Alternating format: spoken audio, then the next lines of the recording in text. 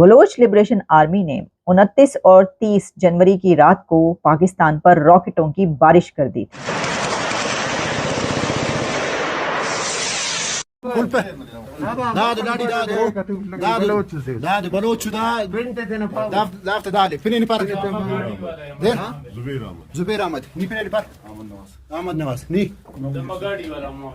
लेकिन पाकिस्तान पर एक और बड़ा हमला बलोच लिबरेशन आर्मी की तरफ से किया गया है। जो इधर हो रहा है तरक्की काम हो रहे हैं हमारे साथ भी, वो हमें भी प्रोवाइड करें। उनको बेसिक नीड ही नहीं मिल रही।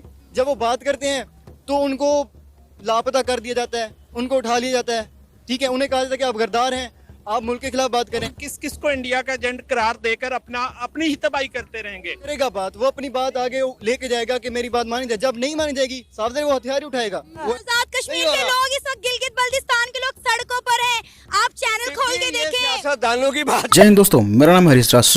वेलकम टू यूट्यूब चैनल मैं उपने। दोस्तों आज के इस वीडियो में बात करने जा रहे हैं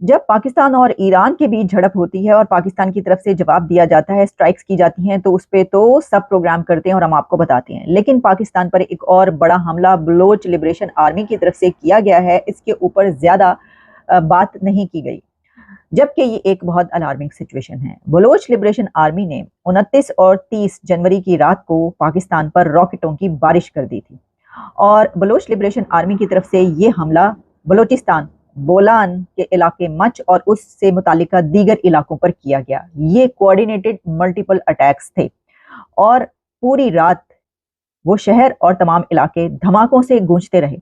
रॉकेट जगह जगह आकर गिर रहे थे, लोग अपनी जानें बचाते फिर रहे थे और लोग अपने घरों में छुप गए। लेकिन उन तक ये आवाजें पहुंच रही थी और कई ऐसे मीडिया आउटलेट्स हैं जिन्होंने बाद में वहां के पर मौजूद शहरियों से जब इंटरव्यूज किए तो उससे पता चलता है कि वहां की सूरत हाल क्या थी।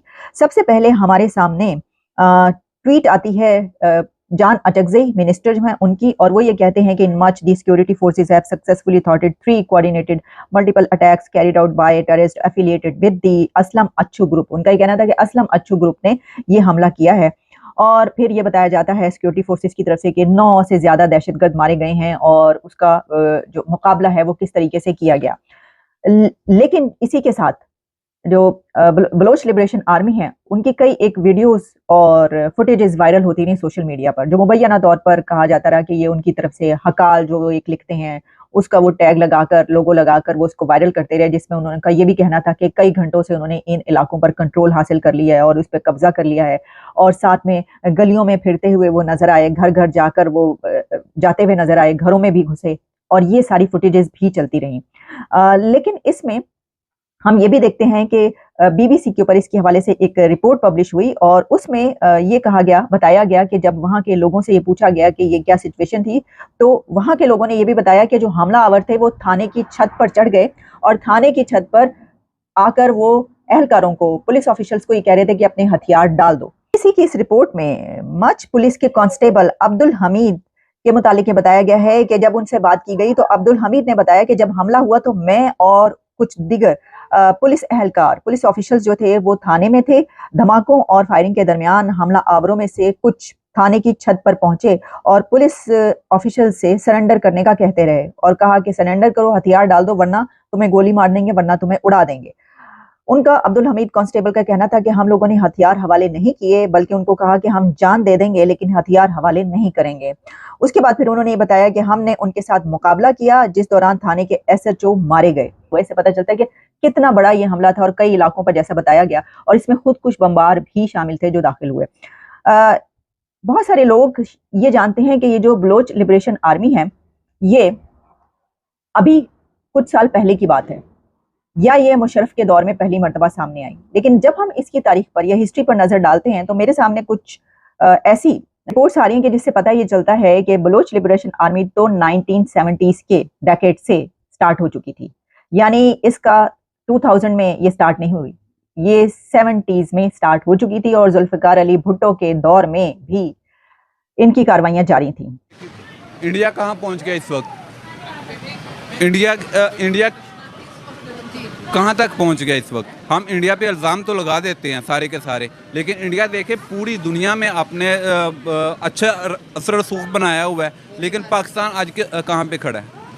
इंडिया भी ये करता रहा है कि पाकिस्तान मतलब कि हमारे इन्वॉल्वमेंट करते हैं, दहशतगर्दी करवाता है, लेकिन इंडिया जो है ना इस वक्त पूरी दुनिया में अपनी उसने जो इंटरनेशनल मार्केट उसमें अपनी पोजीशन बनाई हुई है। हम अपनी जान देने के लिए तैयार हैं। अच्छा, ये आपको तो मदरसे में जहाद पढ़ाया जाता है ना? जी जी। जहाद का मतलब क्या होता है? जहाद का मतलब होता है मतलब कोई ऐसी जहाँ बुरा हो वहाँ पे इंसाफ करे बंदे जाके। हेलो फ्रेंड, मैं हूँ शाइला खान और आप देख रहे हैं नाइला पाकिस्तानी रिएक्शन। बलूचिस्तान की जानिब से निहायत ही अफसोसनाक खबर पर आज का वीडियो रिकॉर्ड होने वाला है। BLA ने, बलूचिस्तान लिबरल आर्मी जो है उसने पाकिस्तानी आर्मी पर बहुत बड़ा हमला किया है। 45 आर्मी जो अफसरान है जिसमें सोल्जर्स भी हैं उनको शहीद किया गया है और ये बलूचिस्तान में अब तक पाकिस्तान आर्मी पर किया जाने वाला बहुत बड़ा हमला है। क्या कहेंगे, जब से महारंग बलोच और जो काफिला इस्लामाबाद में था, जैसे उसने बलूचिस्तान के अंदर अपनी एंट्री की है, पाकिस्तान आर्मी पर जो दहशतगर्दी के हमले हैं वो हर गुजरते दिन के साथ बढ़ते चले जा रहे हैं। एज अ पाकिस्तानी आप क्या सोचते हैं कि क्या वजूहात है कि बलूचिस्तान जो है हमसे अलग हो रहा है, गिलगित बल्तिस्तान हमसे अलग हो रहा है और अपनी ही आर्मी पर क्यों हमले किए जा रहे हैं? हमले नहीं किया है, हमले तो ये दहशतगर्द वहाँ पर है नहीं, सही है। उधर पठान के साथ जुल्म हो रहा है, पठान के साथ जुल्म हो रहा है, पठान के साथ जुल्म हो रहा है और बलोच के साथ जुल्म हो रहा है। उधर उसको अपना हक नहीं मिलता है वहाँ पर, और पठानों का आवाज़ कोई सुनता ही नहीं है, उधर न बलोच का आवाज़ सुनता है।